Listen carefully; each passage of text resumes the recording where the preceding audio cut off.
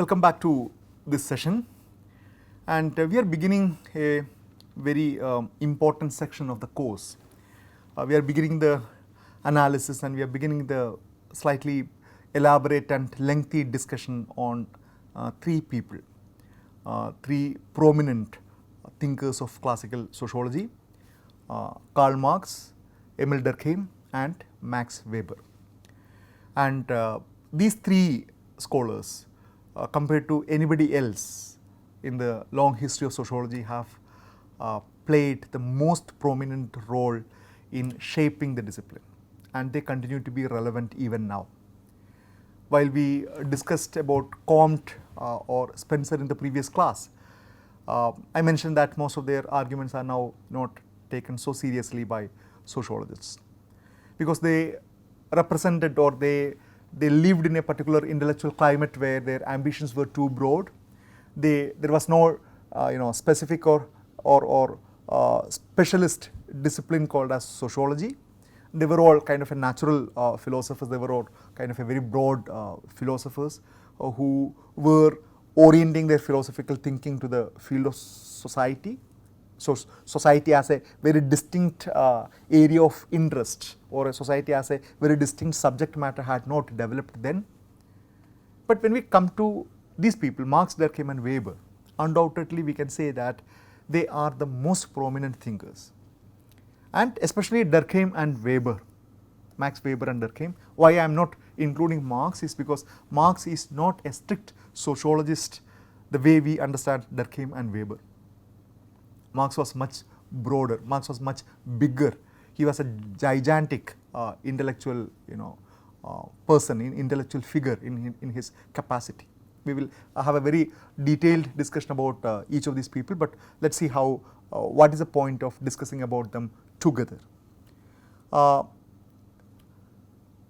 am discussing them together because I want to connect these theorists as the theorists of modernity, a term that have appeared several times, a term that will appear again in the future classes several times, a term that is extremely important, a very, very fraught term, a theoretically fraught term, a term that has given rise to so much of debate even now. The kind of a theoretical debates about modernity, whether a modernity is singular, there can be multiple modernities, there can be alternative modernities. What has been the experience of modernity in different places in Europe, in colonies? What has been? How do we look back to the imposition of certain ideas of modernity? How do we try to wriggle out of this kind of conceptual and theoretical impositions on them? The arguments about developing certain paradigms beyond that of colonialism, decolonizing attempts. So this is a very, very important term, and these three thinkers, sociological thinkers, are somebody who are the thinkers of modernity. Now Anthony Giddens is a very important British sociologist, very, very famous British sociologist. So he describes sociology as a study of modernity. It's a very important definition, because sociology has been defined by different people differently. Durkheim defines it as a study of social facts. Weber defines it as a study of social action, whereas Giddens defines it as a study of modernity, a shorthand term for modern society or industrial civilization, a very distinct phase. Sociology does not look into the past. Sociology strictly is not the study of the agrarian societies. Of course, you have agrarian sociology or rural sociology emerged as a major broad, but the overall orientation of sociology is the modern society, the industrial society, and the society that is evolving in front of us. Now we have done this discussion, but just a recap: modernity has produced by these three revolutions, the great transformation that we discussed in the previous classes, that swept across Europe during that particular time, from say 17th to 18th and 19th century. So one of the first revolutions, as indicated by Anthony Giddens, is a certain set of attitudes towards the world, including the idea of the world as an open to transformation by human intervention. a kind of a revolution that completely transformed our idea, our intellect, our intellectual orientation towards our own life as well as that of the world around us.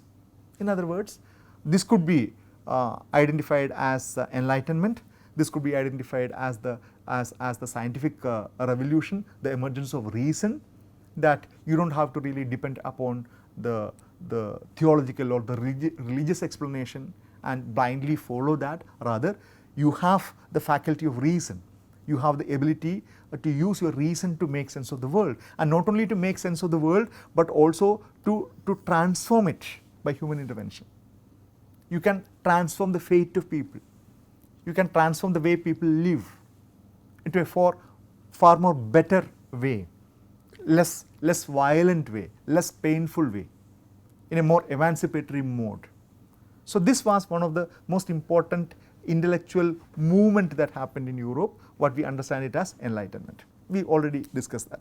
Second one is a certain range of political institutions, including the nation states and mass democracy, as heralded by French Revolution. Again, we had a slightly detailed discussion about that.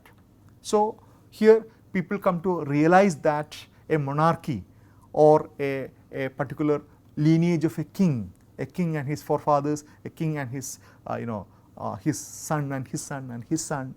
So there is nothing divine about it. They are not divinely ordained. Okay, they are all ordinary people like that, and there is nothing divine about a monarchy, or there is nothing divine about a despotism.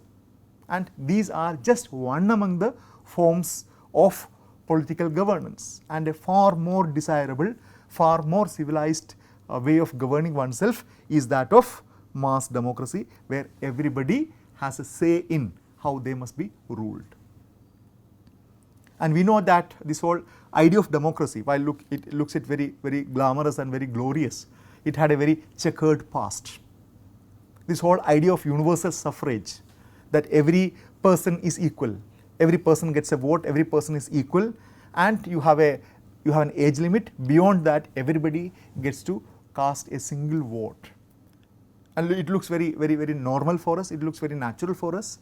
But in order to reach this particular position, most of these European countries and countries like America and Australia, they had to fight for decades, if not for centuries. Earlier, universal suffrage was only limited to the aristocratic. Universal suffrage did not simply exist. Voting rights were reserved only for the white, for the propertied class. Then only to the men, white propertied men. So it took so much of struggle, so much of movement, so much of consistent social struggle in order to make it a universal one, where everybody, whether it is a black or white or poor or rich or man or woman, is able to cast their vote. But this was a major turning point.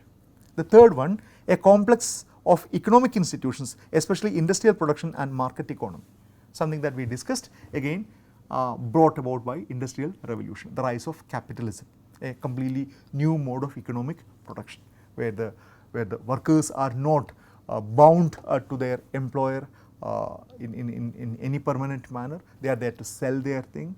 The traditional bondages, traditional influences have simply disappeared. We discussed it, I feel, sufficiently. So these are the three important revolutions that gave birth to a particular type of modernity as it unfolded in Europe during that particular time. And this great transformation, so profound in its implications, gave sociological theory its reason for existence. It's a very powerful statement. So why did sociology emerge? Sociology emerged because this great transformation produced a particular kind of society. This great transformation produced a series of consequences which required a specialist lens to understand. So sociological theory would not have arisen, a sociology would not have been established if all these things did not take place. So what led to was the discovery of the idea of the social or society.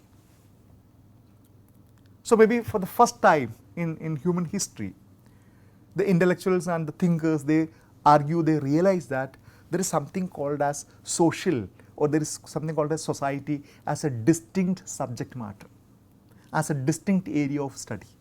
So this is something very important. I'm inviting your attention to some of my earlier classes where we argued that the people who thought about society, the social philosophers, must have been existed right from the start of human civilization. We had, in every civilization you had thinkers who had spoken so much of things about the social, because social is something very, very part of their life. But an institutionalized and systematic emergence of this social as a distinct subject matter with a set of theories, with a set of methodological orientations and epistemological basis is something quite unique, because this is the time that Europe underwent so much of transformation, thereby a consensus emerged that you require a new disciplinary perspective in order to make sense of that, because you can't reduce these transformations into economic or political or philosophical or historical things, because the transformations that are taking place, the changes that are taking place cannot be captured by the existing disciplines or existing theoretical framework. So that realization led to the emergence of sociology as a new discipline. So intellectuals came to recognize the existence of society as a supra-individual entity, a distinct phenomenon having its own specific characteristics, its constraints and variables. So society is understood as a supra-individual entity, something that exists beyond the individual, something that exists above the individual. And this is a very, very, very interesting term. We will come back to that when we discuss Emile Durkheim. So society is constituted by individuals. Okay? If you take away all individuals, there is no society. Society is composed of individuals. There has to be a group of people. There has to have some kind of interaction, mutual relation. We discussed that earlier paper. But the argument is here, while society is constituted by the individuals, society is beyond them, society is above them, society has its own existence. And this is a very, very interesting argument. We will come back to that in more detail. So a distinct phenomenon having its own specific characteristics, its constraints and its variables. So different societies vary, different societies have different characteristics, and different societies have different forms of constraints. And you need a specialized discipline to understand that. So individuals themselves were products of society, and sociology as a study of modern society. So this leads to the argument that an individual is a product of society. The way individuals think, the way individuals act, the way individuals identify the world around them, the way individuals behave in a particular context, these are heavily influenced by the society around them. So the argument that individuals are the product of a society was a major argument during that particular time, and then sociology as a study of this modern society. So that is the context in which it was believed that, because you can't reduce, you can't have your philosophical arguments to study the society the way it functions. You need to have more focused, more empirically grounded arguments, and a discipline was required. So that is the reason why we consider Marx, Durkheim and Weber as the foremost theorists of modernity. They are the most important, they are the central pillars of study of modernity from a sociological point of view. We have set of philosophers could be different. You have Nietzsche, you have other philosophers who are considered to be very, very important. Kant, for example, important philosophers who provided philosophical idea for the understanding of modernity through philosophical understanding of reason. But from a discipline of sociology, they are the most important theorists of modernity. And because why? They lived, they experienced and they reflected over the rise of modernity. They were the people of their times. All this great transformation of Europe happened in front of their eyes. They experienced it. They lived through this process. And these processes tremendously influenced their thinking.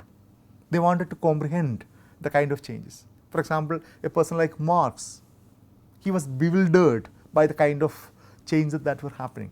They were all personally touched. They were perplexed by the kind of changes that were happening in front of them. So they were the men of their time, they were the scholars of their time who very creatively engaged and responded to the kind of changes happening in their life. And they applied the principles of science inherited from the Enlightenment to examine the origin, characteristics and dynamics of modern society. So we discussed it, I feel sufficiently about the impact of scientific thinking on social philosophers. So they believed that the scientific method or positivism that has been developed by Comte and others could be used to study the kind of changes that are happening around them. And so they asked a series of central questions. And what were these central questions? And all the three scholars, or all the three or every social scientist of that time asked these questions in one or the other way. What are the origins and defining characteristics of the new capitalist industry society? How does it differ from the traditional society of the past? What processes did the transition from the pre-modern world to the modern world come about? What are the driving forces and developmental tendencies of the emergent industrial society? What is the fate of the individual in the modern age? What new problems and dangers does the era of modernity pose? What does the future hold? How might we best respond to the radically new circumstances of modern social life? Very, very important and fascinating questions. Questions which have philosophical and very, very utilitarian, philosophical as well as very utilitarian implications. Very, very profound set of questions. The kind of the characteristics of a capitalist industrial society, the difference between traditional and modern, and you must be knowing that this binary posing of traditional versus modern, okay, agriculture versus industrial, this has been a very central feature of sociological thinking. So they wanted to understand in what way a modern society is different from traditional society, and from a pre-modern to the modern, and what were the driving forces. And also the most interesting thing is the fate of the individual. The individual emerges as a separate entity. Individual emerges as an autonomous entity. Individual is no longer can be subsumed under the label of the community. He or she is no longer a part of a tribe or a community or a village or a caste or a religion. He has to be seen as separate. And what is the fate of an individual? Beautiful, very fascinating discussions follow. And also a new set of problems, new set of issues. So while modernity promised emancipation, modernity promised the breaking down of traditional barriers and traditional shackles, it also engendered a series of problems, which we will discuss. Of course, all the scholars talk about it elaborately, especially Karl Marx talks about it. But this set of questions are very, very important.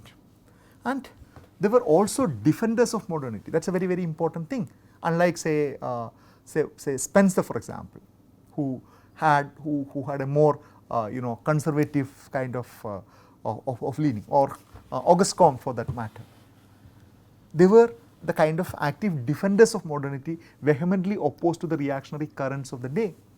So we know that the whole Enlightenment and the whole social reformation did not happen unopposed.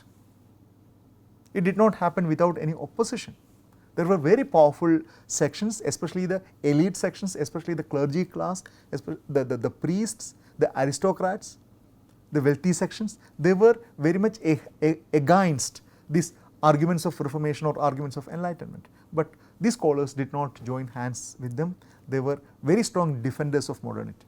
They neither regretted the demise of traditional society nor dreaded the rise of modern society. Because for the people who were always in the positions of privilege, for them the loss of the traditional society means the loss of their privilege and the loss of their comforts. And they did not want that. They did not want to hold on to the kind of a traditional privileges that they were enjoying. A priest, for example, a Catholic priest, for example, might be always wanting to enjoy the kind of unquestioned adoration or unquestioned acceptance by his disciples.